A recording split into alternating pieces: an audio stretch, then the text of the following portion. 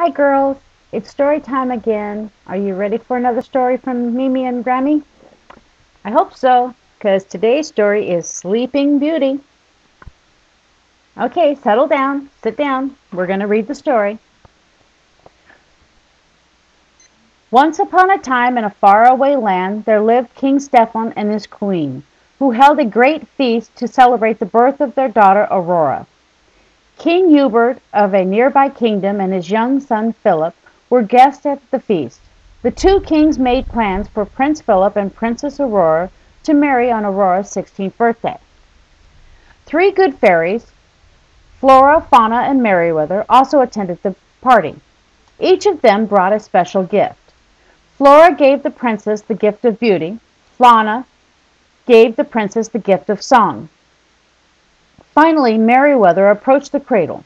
Before she could offer her gift, a loud boom of thunder announced the arrival of Maleficent, the wicked fairy. She was very angry that she had not been invited to the feast.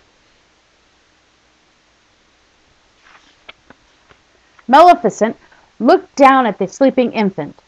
"I also have a gift for you," she began. "Before the sun sets, upon your 16th birthday, you will prick your finger on the spindle of a spinning wheel and die." When Maleficent left, Merryweather tried to calm the terrified crowd. I still have my gift for the princess," she reminded everyone. Raising her magic wand, the good fairy whispered, "Not in death, but just in sleep, the faithful prophecy you will keep. And from this slumber you shall wake, when true love's kiss the spell shall break." King Stefan, still worried about Aurora's safety, he ordered every spinning wheel in the kingdom to be destroyed. When the good fairies came up with a plan, they told the king and queen that they would disguise themselves as peasants and raise the child deep in the forest. When the curse ended on Aurora's 16th birthday, they all would return to the castle. The king and queen reluctantly agreed.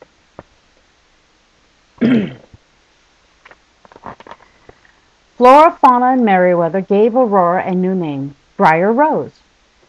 They took her far into the woods to live in a little cottage. There the fairies put away their magic wands so Maleficent would never find them or Aurora. As the years passed, Maleficent and her henchmen kept searching for the princess, but they never found her. Finally, the wicked fairy sent her pet ravens out to search. "Oh, my pet," said Maleficent, "you are my last hope.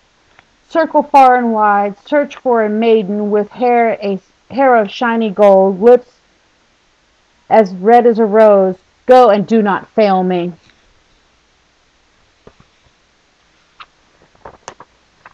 On the morning of Briar Rose's 16th birthday, the good fairy sent her out to collect berries so they could prepare her birthday surprise. After gathering the berries, Briar Rose rested in a glade. She sang about her wish to fall in love with a handsome prince. Her friends, the animals, the birds, listened happily. Meanwhile, Prince Philip had been riding through the woods on his horse Samson. Philip heard the beautiful voice in the trees, took off to find the singer. Samson galloped along, and as he jumped over a log, the prince was thrown into a pond. He set his wet clothes out to dry. Moments later, without the prince seeing them, the animals brought a cape, hat, boots to Briar Rose. They dressed up as her make-believe prince and danced with her. Prince Philip followed the voice and discovered the beautiful maiden, and he and Briar Rose fell in love at first sight. But when the prince asked her name, Briar Rose remembered that the fairies had told her never to talk to strangers. When it was time for Briar Rose to go, she invited him to visit her cottage that evening.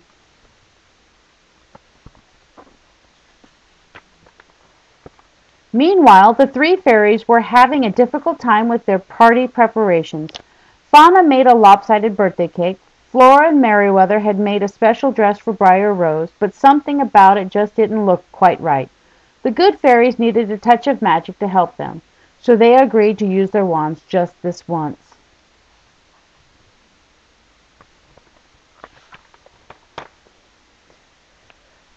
Before trying out their wands, the good fairies blocked every opening in the cottage. They had to stop any magic dust from escaping and revealing their secret hideaway. But someone forgot to block the chimney. Maleficent's raven flew just by just as some magic streamed out of the cottage chimney. At last the raven had found the princess. He raced back to the Forbidden Mountains to tell Maleficent.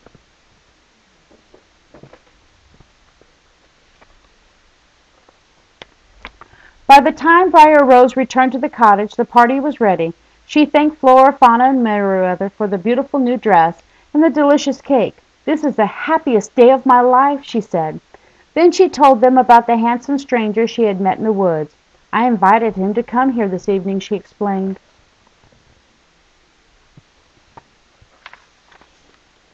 The fairies realized that Briar Rose had fallen in love.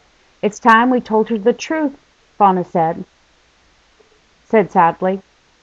Briar Rose learned that she was really a princess who was betrothed to a prince named Philip. "I'm sorry, child," said Flora.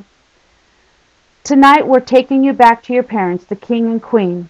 As soon as darkness fell, the good fairies led a sad Briar Rose through the forest to the castle. As she walked, Briar Rose could only think of her handsome stranger.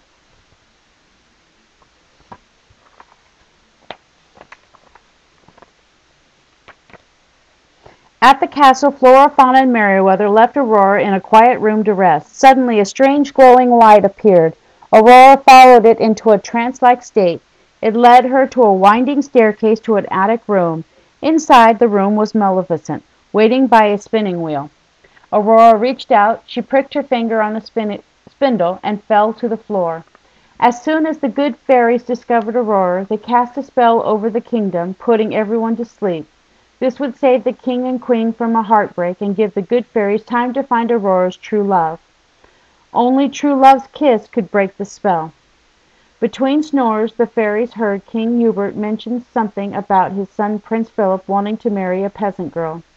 The fairies realized that Briar Rose's stranger must have been the prince. They hurried back to the cottage to find him.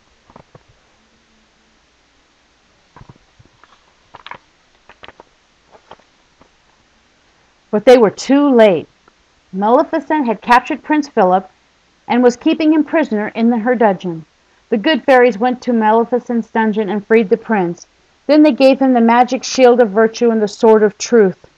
Prince Philip used the sword to cut his way through the forest of thorns. There he came upon Maleficent, who had turned herself into a fierce and terrible dragon. But the dragon was no match for Prince Philip and the sword of truth.